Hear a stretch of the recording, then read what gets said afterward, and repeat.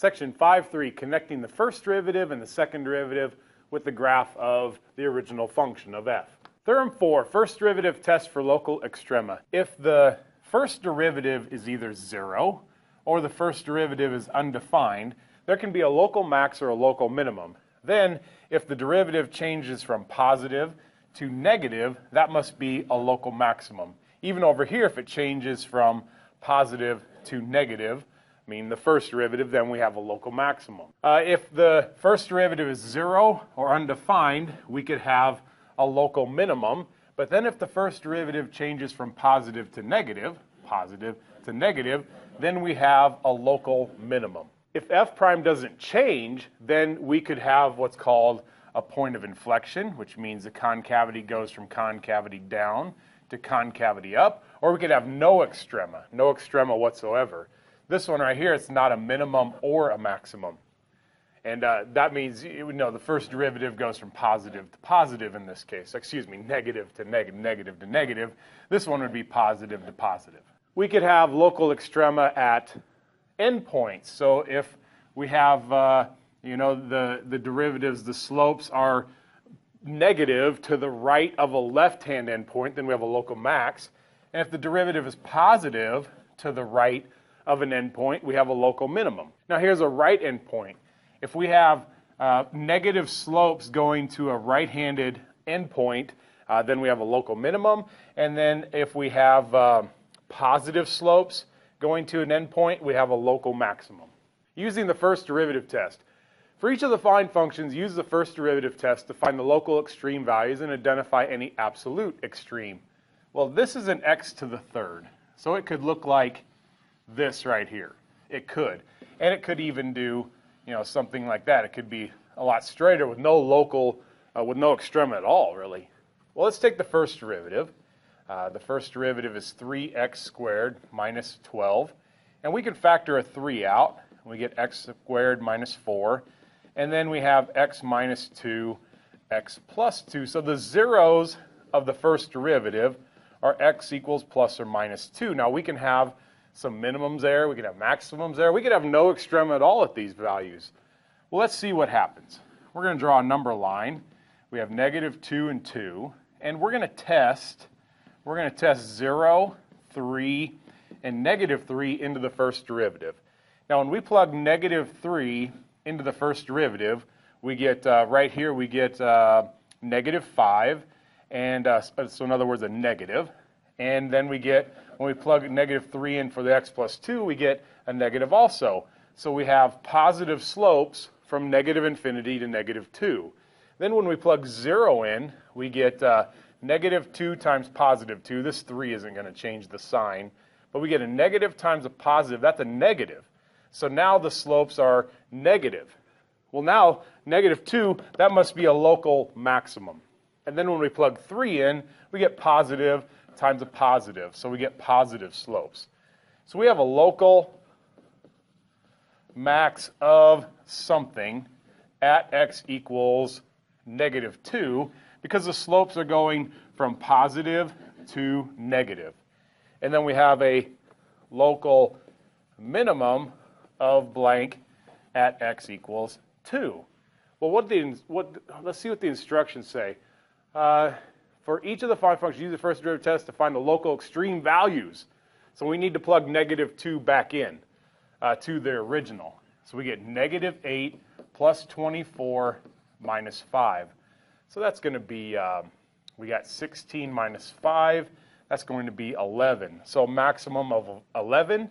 Let's plug 2 in. We get 8 minus 24 minus 5. So negative 16 minus 5, we get negative 21.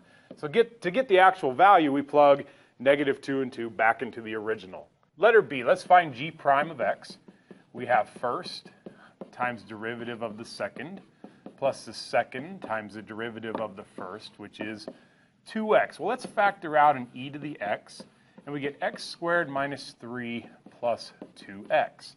So we get e to the x times x squared plus 2x minus 3, and that factors into e to the x times x plus 3, x minus 1. So our zeros are x equals negative 3, x equals 1. You can't make e to the x 0. That's impossible. So now we're just dealing with negative 3 and 1. So negative 3, 1. We have 0 in the middle that we can test. That's always a good one to test. 2 and negative 4. So we're testing this into the first derivative. We want to see what the slopes are. So when negative 4 is plugged in, we get a negative times, negative times a negative. That's positive, so we have positive slopes. When we plug 0 in, we get a positive times a negative, which is negative slopes. And then when we plug 2 in, we get positive times a positive. Now this is into the derivative. And I don't really have to worry about plugging in e to the x because no matter what you plug into that, it's always going to be positive. So we have a local maximum of something at x equals negative 3 because the slopes are going from positive to negative. So the function is increasing, then decreasing. Local minimum of something at x equals 1. So we got to plug back into the original equation. Let's see, if we plug negative 3 in, we get 9 minus 3, that's 6e to the negative third. So 6 over e to the third. And then when we plug 1 in, we get 1 minus 3, that's negative 2 times e to the first, or just e. Definition of concavity. The graph of a differentiable function, y equals f of x, is concave up on an open interval, I, if y prime is increasing on I. We got concave down on an open interval, I, if y prime is decreasing on I. But here's how I like to see it. The graph of a twice differentiable function, y equals f of x, is concave up on any interval where the second derivative is positive. So concave up, your second derivative will be positive on this interval. Concave down on any interval where the second derivative is negative. So we know a function is concave down if the second derivative is negative on that interval. Example 2, determining concavity. Use a concavity test to determine the concavity of the given functions on the given intervals.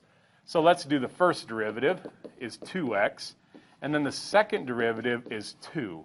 So we have concave up, and I don't even care what the interval is because the second derivative is always positive. Well, think about the graph of x squared.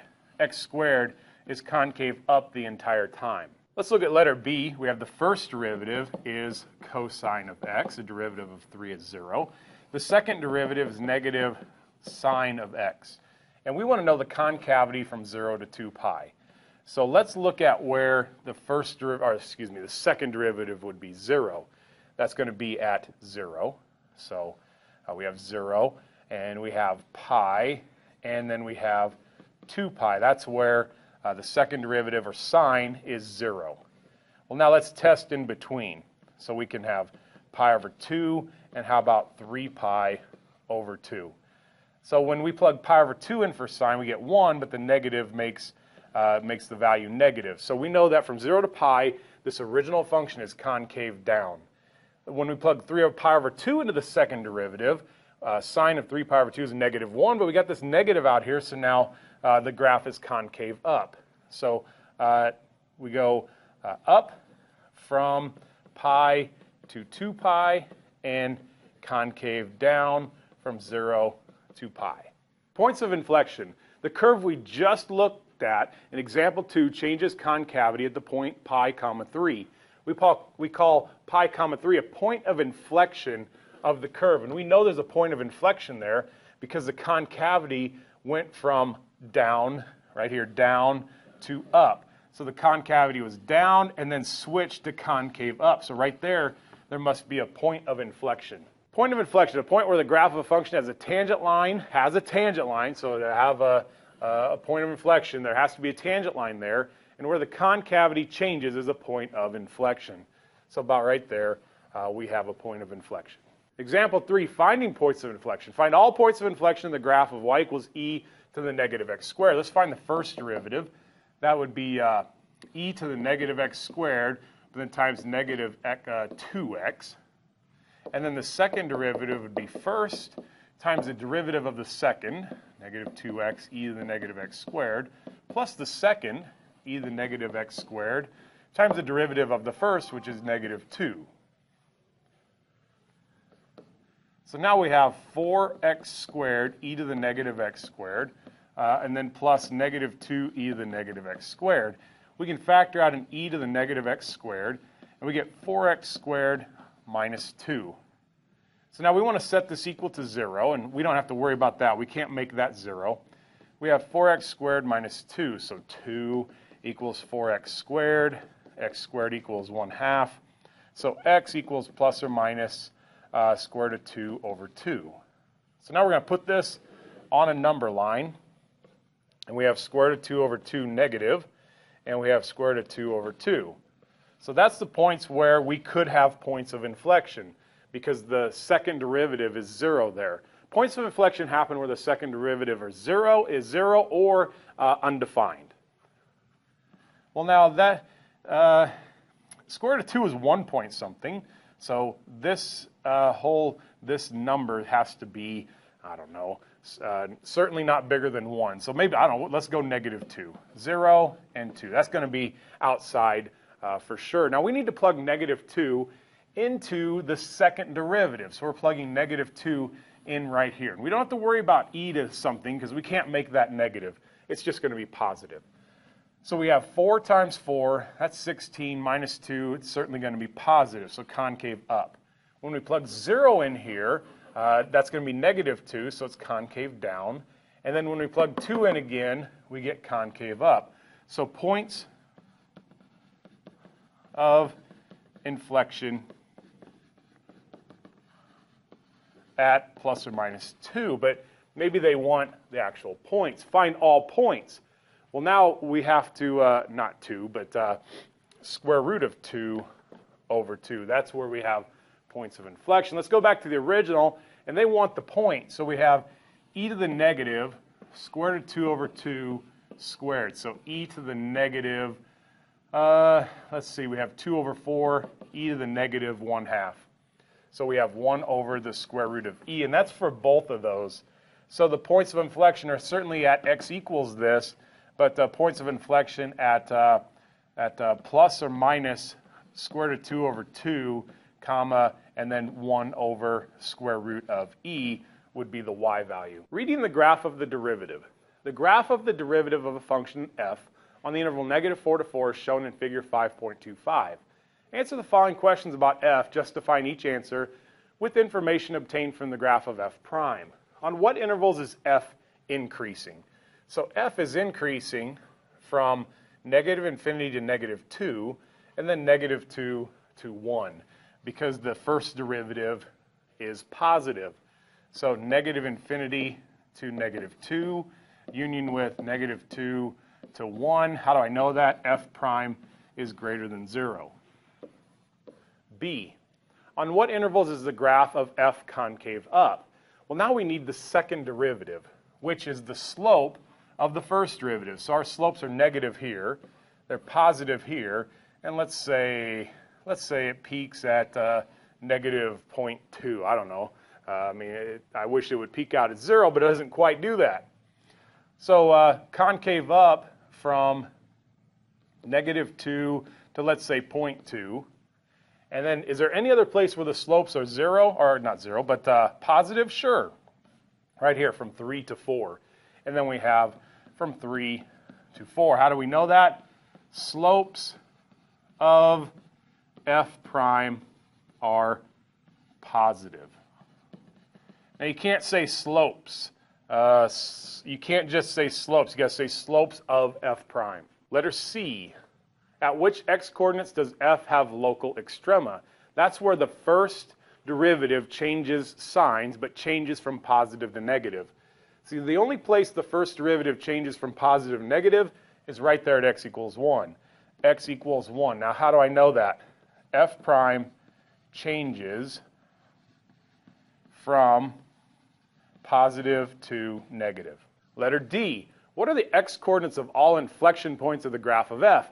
Now, that's where the slopes change signs. So the slopes of f prime change signs from negative to positive at negative 2, and then positive to negative at what I'm calling negative point, well, this should be negative 0.2. So negative 0.2, so x equals negative 2, negative 0.2, and then the slopes change signs down here again at 3. So x equals -2, -0.2, and 3. And how do I know that's happening? Slopes of f prime change signs. Now, we don't care that it changes from positive to negative or negative to positive. That doesn't matter. They just have to change signs. Now, letter E. Sketch a possible graph of f on the interval -4 to 4. A possible graph. The graph could start anywhere. So the graph could start right here. But I do note that the graph is increasing concave down because we have positive f prime, but we have a negative second derivative. And then it changes concavity right here at -2, but still increases. So let's not put it up here. It's going to increase a lot. So let's put the first point way down here. It's going to increase, but change concavity at -2. So increase, change concavity at -2. So here's concave down.